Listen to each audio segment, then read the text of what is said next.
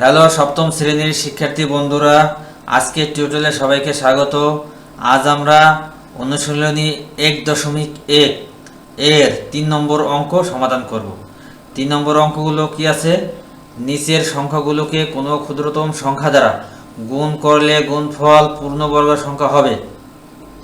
ক 147, খ 384, গ 1470, গ 23,805। এখন আমরা ক নম্বর অঙ্কটি সমাধান করব। 3 ক 147। আমাদের প্রথম কি করতে হবে? 147কে মৌলিক গুণনীয়কের মাধ্যমে প্রথম মৌলিক গুণনীয়কগুলো বের করতে হবে। ঠিক আছে, মৌলিক গুণনীয়কের মাধ্যমে এর উৎপাদক বের করতে হবে। সেটা কিরকম? 147 একে প্রথম 147 যেহেতু এটা, ঠিক আছে, একে মৌলিক সংখ্যার মাধ্যমে এর উৎপাদকগুলো আগে বের করতে হবে।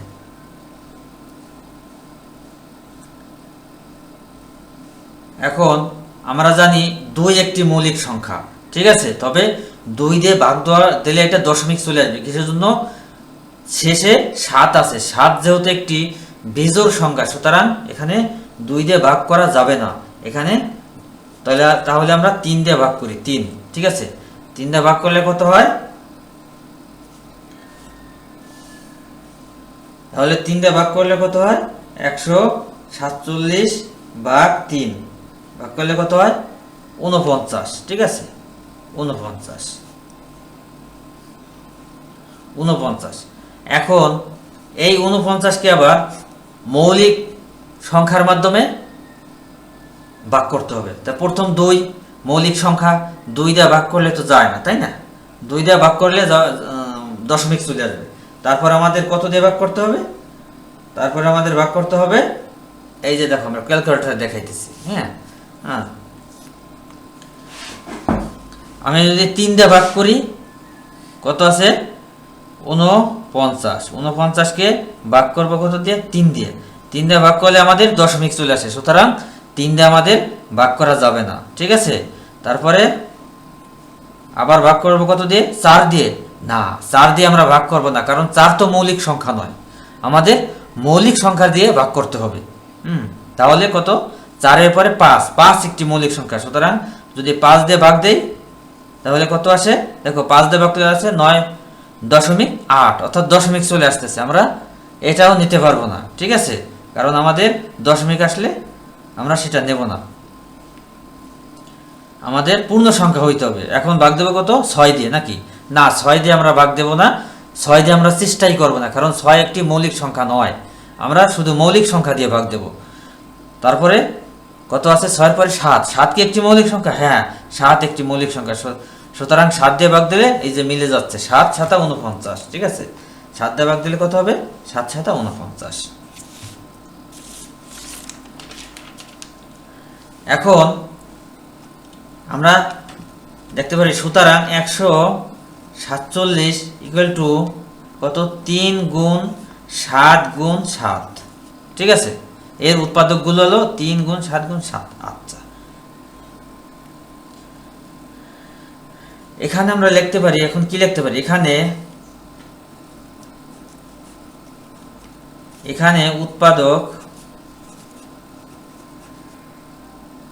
আচ্ছা, এটাকে জোড়া করে নিতে হবে। ঠিক আছে, এটা যদি আমরা জোড়া করে নেই সেটা ভালো হয়। এইভাবে এখানে জোড়া করা যায়, এই যে জোড়া, 7 জোড়া হয়েছে, তাই না? তাই লেখা যায় এখানে উৎপাদক 3 জোড়াবিহীন।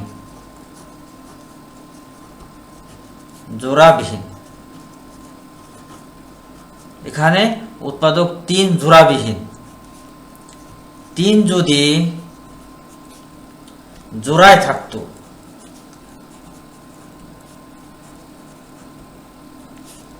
জোড়ায় থাকতো 3 যদি জোড়ায় থাকতো তাহলে তাহলে সংখ্যাটি পূর্ণবর্গ সংখ্যা হতো।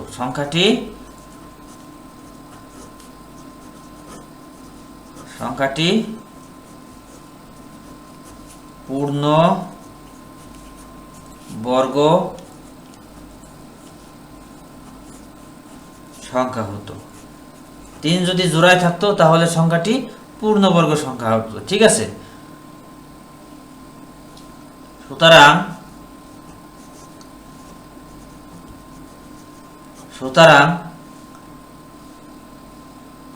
147কে 3 দ্বারা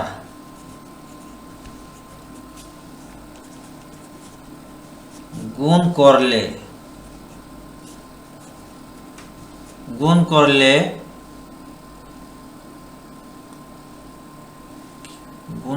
গুণফল, ঠিক আছে, গুণফল একটি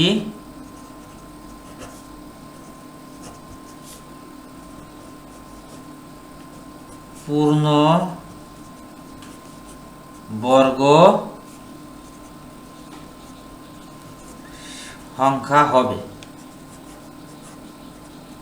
ঠিক আছে,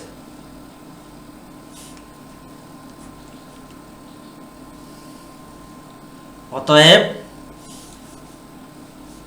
এখানেই লেখা যায়, অতএব নির্ণেয় ক্ষুদ্রতম সংখ্যা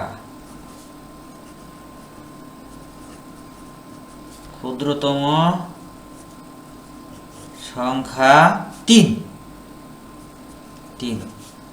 নির্ণয় ক্ষুদ্রতম সংখ্যা 3।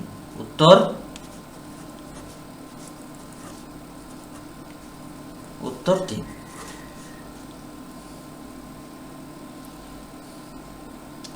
এখন আমরা খ নম্বর অঙ্কটি সমাধান করব।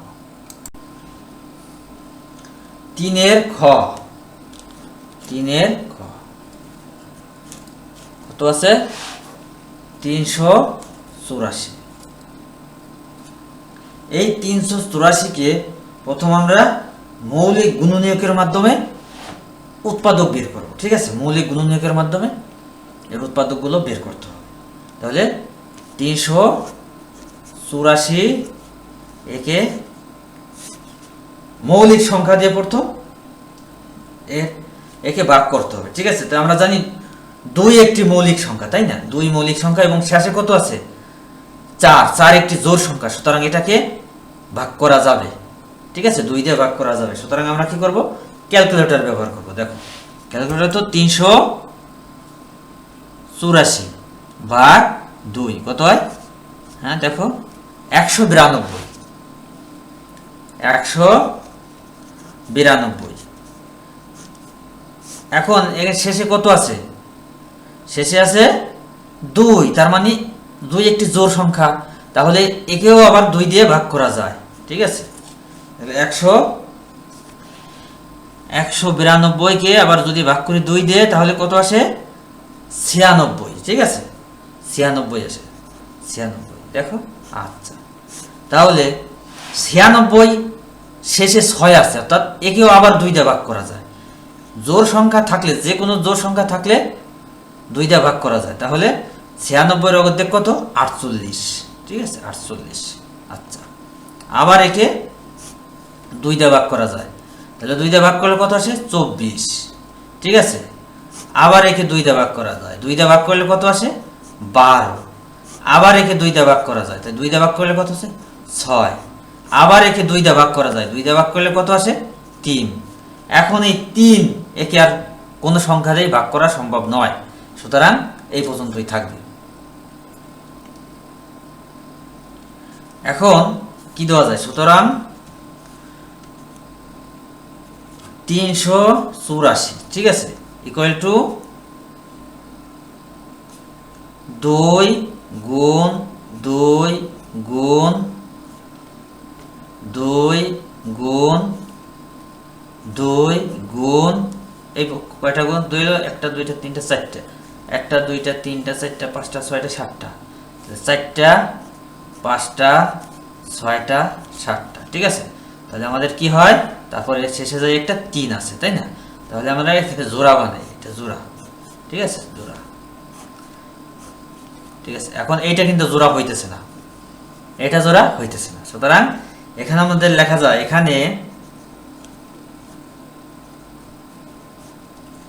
এখানে উৎপাদক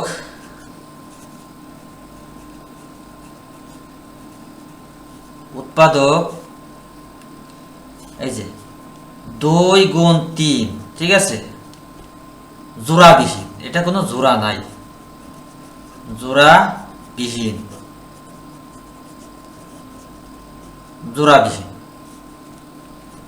সুতরাং সুতরাং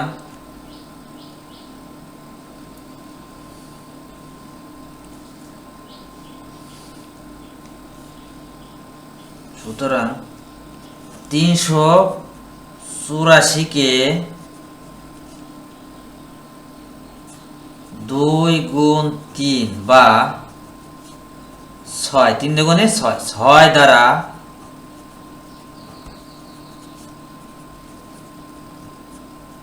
গুণ করলে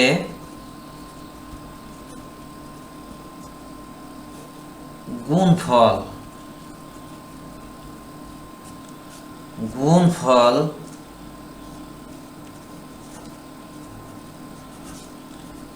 একটি পূর্ণবর্গ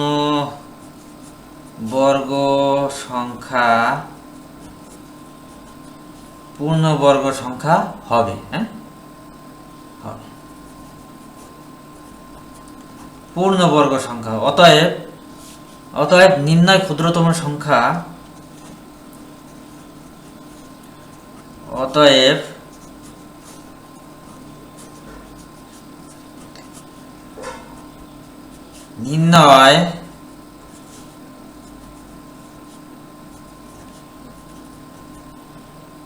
নির্ণয়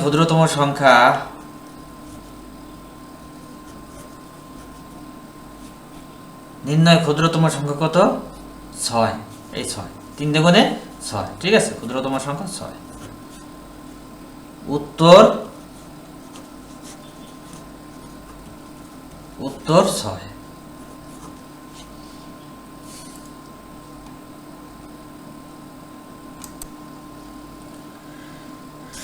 এখন আমরা 3-এর গ অঙ্কটি সমাধান করব, ঠিক আছে। অঙ্কটি কত আছে? 1470। এখন এই 1470 কে, ঠিক আছে, কি করতে হবে? মৌলিক সংখ্যার মাধ্যমে ভাগ করতে হবে, ঠিক আছে, অর্থাৎ মৌলিক গুণনীয়কের মাধ্যমে উৎপাদক বের করতে হবে, ঠিক আছে। তাহলে প্রথম মৌলিক সংখ্যা কত? 2, এবং শেষে কত আছে? শেষে আছে 0। 0 বা 70, এই 70 একটি কি জোড় সংখ্যা, সুতরাং আমরা 2 দিয়ে ভাগ করতে পারি, তাই না? তাহলে আমরা যদি 2 দিয়ে ভাগ করি তাহলে কত আসে দেখো, 1 4 7 0 ভাগ 2 কত আসে?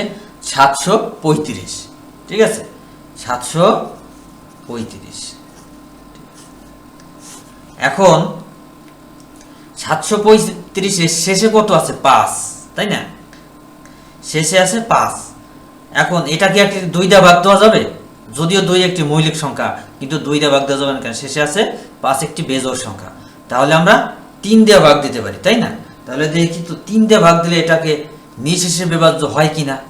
হ্যাঁ, ভাগ কত? 3। হ্যাঁ, 3 দিয়ে ভাগ দিলে নিঃশেষে বিভাজ্য হয়। কত হয়েছে? 200। 3 দিয়ে ভাগ দিলে 245, ঠিক আছে, 245। আচ্ছা, এখন এই 245 এর শেষে 5 আছে, সুতরাং এটাকে 2 দিয়ে ভাগ দেওয়া যাবে না। এটাকে আবার যদি 3 দিয়ে ভাগ দেই তাহলে কত আসে? 3 দিয়ে যদি ভাগ দেই তাহলে কত আসে? এই যে দশমিক চলে এসেছে, ঠিক আছে। 245 কে 3 দিয়ে ভাগ দেওয়া যাবে না, কারণ এটা দশমিক চলে এসেছে। 245। একে 3-এর পরবর্তী সংখ্যা কত? 4। কিন্তু 4 দিয়ে তো আমরা চেষ্টা করব না, তাই না? কারণ 4 একটি মৌলিক সংখ্যা নয়। ঠিক আছে, তাহলে আমরা কত? 5 দিয়ে দেখি। হ্যাঁ, 5 দিয়ে তো অবশ্যই যাবে, কারণ শেষে 5 আছে। ঠিক আছে, 5 দিয়ে ভাগ করলে কত আসে? 49। 5 দিয়ে ভাগ করলে কত আসে? 49। ঠিক আছে, 49। এখন 49-কে কত দিয়ে ভাগ দেব? এটা তো আমাদের ক্যালকুলেটর দরকার নেই, দুই সংখ্যা। 7 দিয়ে ভাগ দিলে কত হয়? 7 7 49। ঠিক আছে, এখন এই 7কে আর ভাঙা সম্ভব নয়, সুতরাং আমরা 7কে ভাগ দেব না। এখন আমরা কি লিখতে পারি? 1400, সুতরাং 1470 ইকুয়াল টু কত? 2 গুণ 3 গুণ 5 গুণ 7 গুণ 7। ঠিক আছে, 7 গুণ 7। এখন 7 জোড়া, অন্য 2 3 5 এটা কিন্তু জোড়া হয় নাই, সুতরাং যেটা জোড়া হবে সেটা আমরা ব্র্যাকেট দিয়ে আটকে দেব। আচ্ছা, এখন আমরা লিখতে পারি এখানে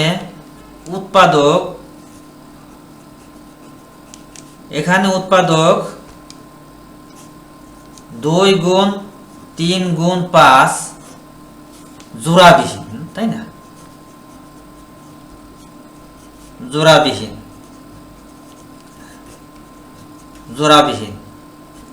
সুতরাং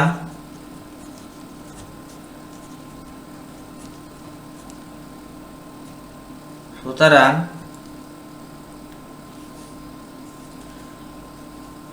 1470-কে 2 গুণ 3 গুণ 5 এত বা কত? 15 15 দ্বিগুণ কত? 30 30 দ্বারা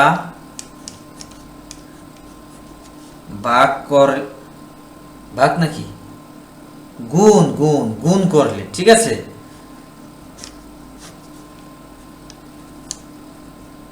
গুণ করলে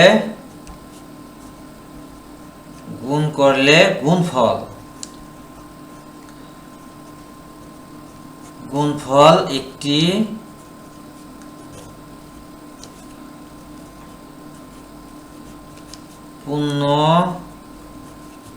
পূর্ণবর্গ সংখ্যা হবে।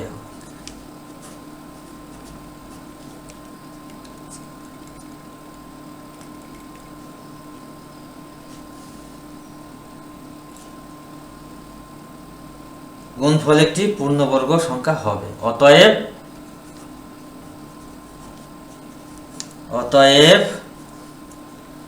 অতএব নির্ণয় ক্ষুদ্রতম সংখ্যা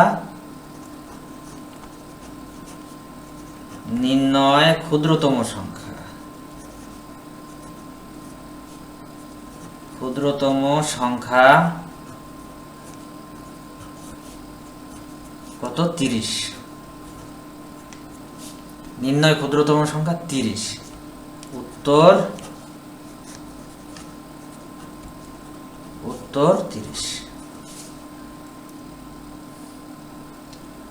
এখন আমরা 3-এর গহ নম্বর অঙ্কটি সমাধান করব।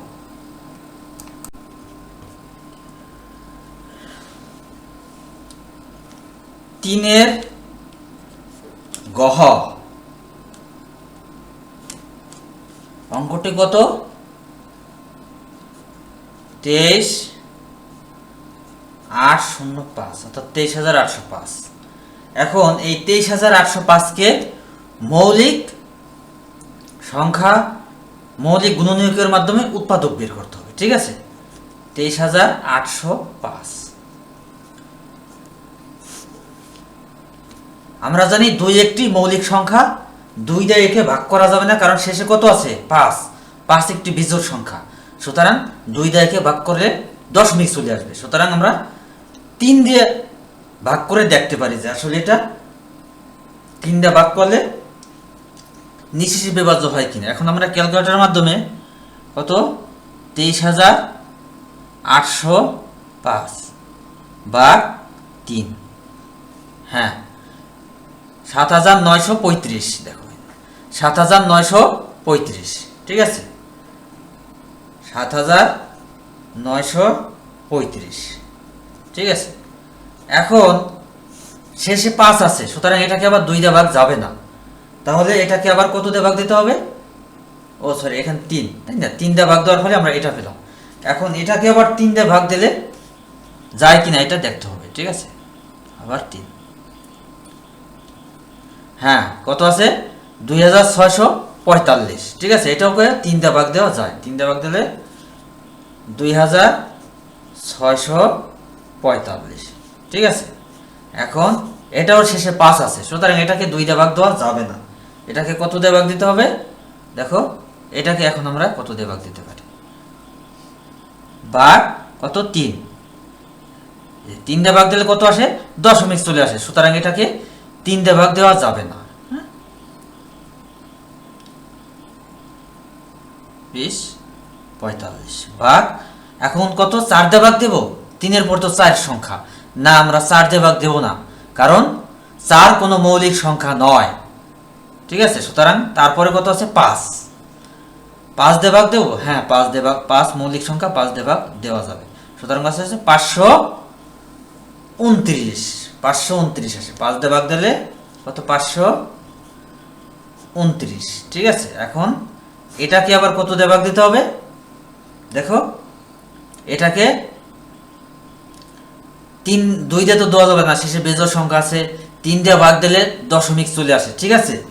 এইভাবে 3 দিয়ে ভাগ দেওয়া যাবে না, দশমিক আছে, 5 দিয়ে ভাগ দিলে দশমিক চলে আসবে, তারপরে 6 দিয়ে তো দেবো না আমরা, কারণ 6 মৌলিক সংখ্যা না, 7 দিয়ে ভাগ দিলে দশমিক চলে আসে। এইভাবে দিতে দিতে আমি দেখেছি এটা 23 দিয়ে ভাগ দিতে হবে, 23, ঠিক আছে। এটা এইভাবে তোমরা চেষ্টা করবা, ঠিক আছে। মৌলিক সংখ্যা দেওয়ার চেষ্টা করতে করতে দেখবা 23 দিলে এটা মিলে যায়, 23 একটি মৌলিক সংখ্যা, ঠিক আছে। এর পূর্বে আরো অনেক মৌলিক সংখ্যা আছে, এইগুলোতে ভাগ দিলে কি হয়? দশমিক চলে আসে, ঠিক আছে। এটা আমি পুরোপুরি যদি এক এক করে দেখাই তাহলে টিউটোরিয়ালের দৈর্ঘ্য অনেক বড় হয়ে যায়, ঠিক আছে। সুতরাং এটা তোমরা দেখে নেবা যে 5-এর পরে 7 দিয়ে ভাগ দেবা, 7-এর পরে 9 দিয়ে ভাগ দেবা, না সরি 9 তো মৌলিক সংখ্যা না, 9 যৌগিক সংখ্যা, ঠিক আছে। 10 ও মৌলিক সংখ্যা, 11 দিয়ে ভাগ দিতে হবে, 11-এর পরে 12 একটি মৌলিক সংখ্যা, আবার 13 দিয়ে ভাগ দিতে হবে, ঠিক আছে। এইভাবে দিতে দিতে 23 দিয়ে ভাগ দিলে এটা মেলে, ঠিক আছে। এখন আমরা কি করতে পারি? সুতরাং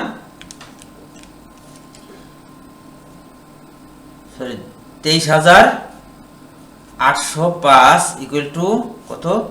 3 গুণ 3 গুণ 5 গুণ 23 গুণ 23, ঠিক আছে। এখন 23 একটি জোড়া করছে, 3ও জোড়া করছে, ঠিক আছে। 5 দেখো 5 কিন্তু জোড়া করে নাই, ঠিক আছে। সুতরাং এখন আমরা কি লিখতে পারি? লিখতে পারি এখানে উৎপাদক, এখানে উৎপাদক কত? 5, হ্যাঁ 5 জোড়াবিহীন,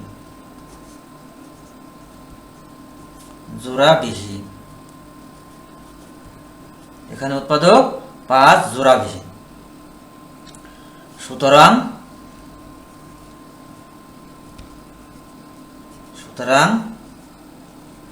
23,805 কে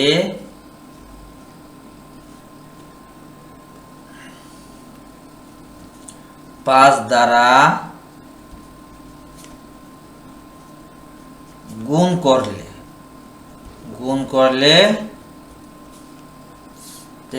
কি 5 দ্বারা গুণ করলে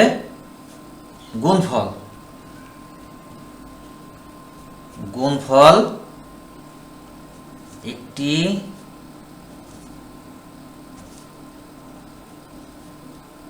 পূর্ণ বর্গ সংখ্যা হবে,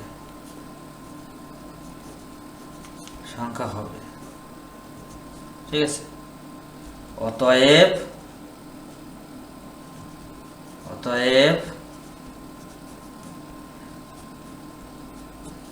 নির্ণয়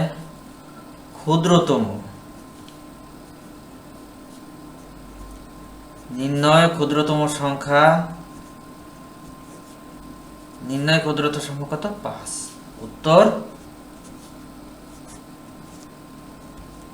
উত্তর 5। এখন এই সংখ্যাটিকে 5 দিয়ে গুণ করলে গুণফল একটি পূর্ণবর্গ সংখ্যা হবে, ঠিক আছে? এটা আমরা একটু প্রমাণ করি, ঠিক আছে? এটা প্রমাণ করি। আচ্ছা, ক্যালকুলেটরের মাধ্যমে এটা একটু প্রমাণ করি। দেখো কত আছে? 23,800 কত 5, তাই না? এই সংখ্যাটিকে যদি আমরা 5 দিয়ে গুণ দিই কত আসলো? 1,19,025। 1,19,025 আসছে, ঠিক আছে? এখন আমরা 1,19,025, ঠিক আছে? 1,19,025কে দেখো যদি আমরা বর্গমূল করি, ঠিক আছে? এই যে ক্যালকুলেটরের মাধ্যমে বর্গমূল করে দেখলাম আমরা কত আছে? 345, ঠিক আছে? একটি পূর্ণবর্গ সংখ্যা, এটা কোনো দশমিক আসে নাই। এইভাবে তোমরা ক, খ, গ, ঘ প্রতিটি অঙ্ক এইভাবে তোমরা ক্যালকুলেটরের মাধ্যমে প্রমাণ করে দেখতে পারো যে আসলে ঠিক আছে কিনা, ঠিক আছে? আমরা এটি পূর্ণবর্গ সংখ্যা পাই কিনা, এভাবে ক্যালকুলেটরের মাধ্যমে তোমরা প্রতিটি অঙ্ক প্রমাণ করে দেখবে, ঠিক আছে? তাহলে আজকের টিউটোরিয়াল এই পর্যন্তই। তোমাদের যদি কোনো সমস্যা হয় তাহলে কমেন্ট বক্সে জানাবে, আমি সেই কমেন্টের উপর ভিত্তি করে টিউটোরিয়ালের মাধ্যমে সমস্যাগুলো সমাধান করে দেব। ধন্যবাদ সবাইকে।